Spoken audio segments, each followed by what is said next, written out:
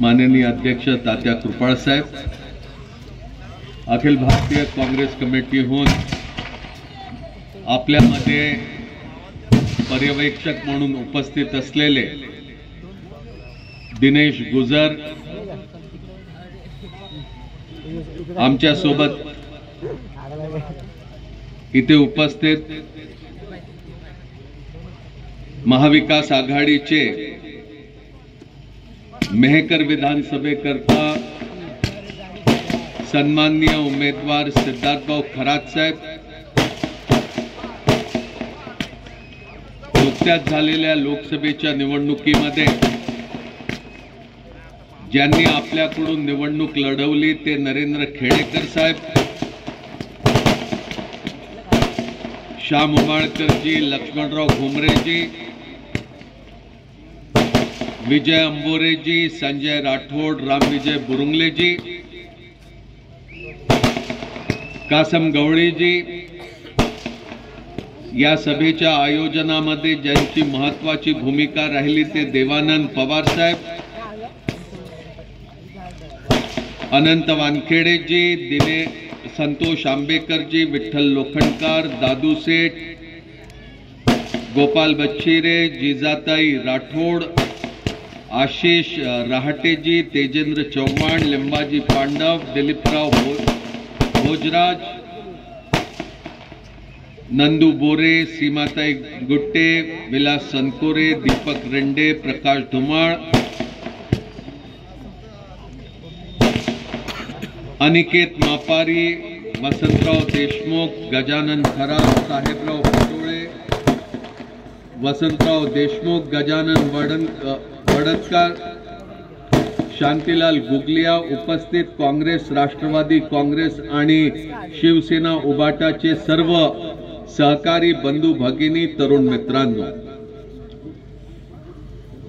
अनेक वक्त्यांची भाषणं झाली, चांगले विचार आपल्या समोर मांडल्या गेले, महाराष्ट्राच्या परिस्थितीबद्दल पूर्ण वर्णन झालं, या निवडणुकीमध्ये काय प्रमुख मुद्दे आहेत त्याच्या संदर्भात चर्चा झाली आणि आपल्या सर्वांचा उत्साह बघितल्यानंतर, प्रचंड संख्येमध्ये आपली इथे उपस्थिती बघितल्यानंतर मेहकर विधानसभा कुठल्या दिशेने जात आहे आता हे स्पष्ट झालं आहे.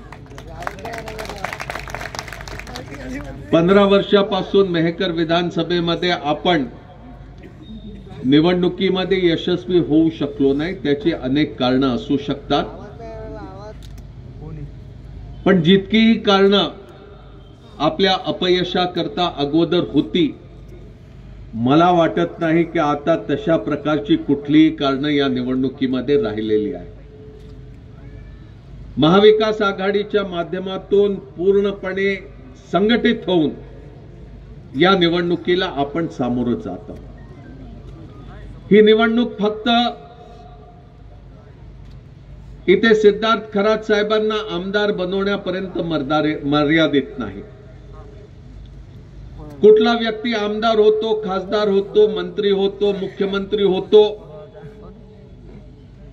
फक्त इथपर्यंतच या निवडणुकीचं महत्व नाही. त्याच्याही पलीकडे जाऊन महाराष्ट्राचं काय होणार, देशाचं काय होणार, आपलं काय होणार, आपल्या समाजाचं काय होणार, महाराष्ट्राच्या संस्कृतीचं काय होणार, कशा प्रकारचं राजकारण, कशा प्रकारचं समाजकारण या राज्यामध्ये राहणार. छत्रपती शिवरायांच्या नावानं आपण समाजामध्ये काम करतो, राजकारण करतो. काय छत्रपतींना अभिप्रेत असलेलं राज्य आज महाराष्ट्रामध्ये आहे? काय छत्रपतींनी आज शिंदे, फडणवीस आणि अजित पवार यांनी जशा प्रकारचं राजकारण केलं ते त्यांना मान्य झालं असतं?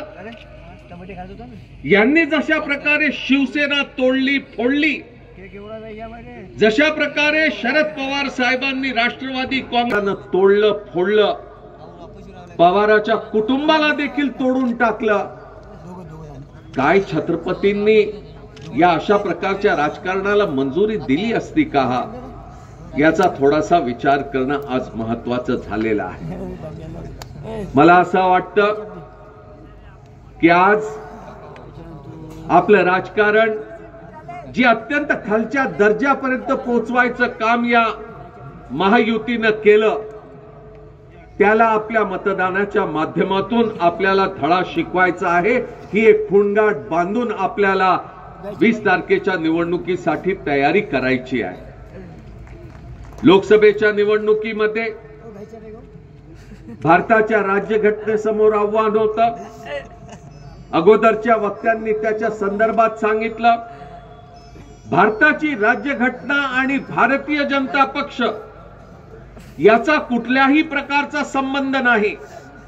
या राज्यघटनेला तयार करण्यामध्ये सर्वात महत्वाचा सहभाग बाबासाहेब आंबेडकरांचा आणि भारताच्या संविधान सभेमध्ये जर का विविध नेत्यांची नावं जर का आपण आज आठवण्याचा प्रयत्न केला तर राजेंद्र प्रसाद, मौलाना अबुल कलाम आझाद, सरदार पटेल, जवाहरलाल नेहरू अशा प्रकारे अनेक नावं आपल्याला दिसतील, पण भारतीय जनता पक्षाच्या कुठल्याही नेत्याचं नाव किंवा त्या अगोदर त्यांचे जे विविध रंगरूप होते त्यातील देखील कुठल्याही महत्वाच्या व्यक्तीचं नाव भारताच्या राज्यघटनेला तयार करण्याकरता आपल्याला दिसणार नाही।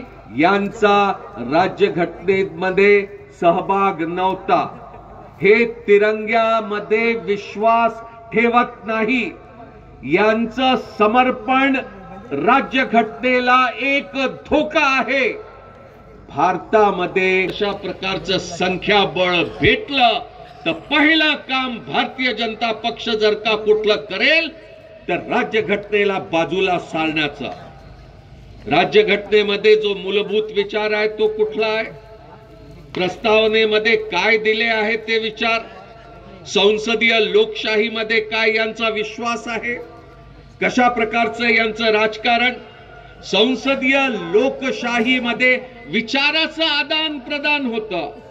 तुमचे विचार आमचे विचार ऐकून घेतल्या जातात आणि नंतर मग कुठल्या तरी निष्कर्षापर्यंत आपण पोहोचतो। हे विचाराच्या आदान प्रदानामध्ये विश्वास ठेवत नाही। यांचा प्रयत्न असतो की कसं तरी आम्ही भुजबळावरती आम्ही राज्य करू। बुद्धी तर यांच्याकडे नाही, त्याच्या बळाचा वापर हे करू शकत नाही, पण नुसतं भुजांच्या बळावरती आम्ही राज्य करू अशा प्रकारचा यांचा प्रयत्न राहतो। हे संसदीय लोकशाहीमध्ये विश्वास ठेवत नाही, हुकुमशाहीमध्ये विश्वास ठेवतात। नरेंद्र मोदीला चालताना कधी बघितलं का?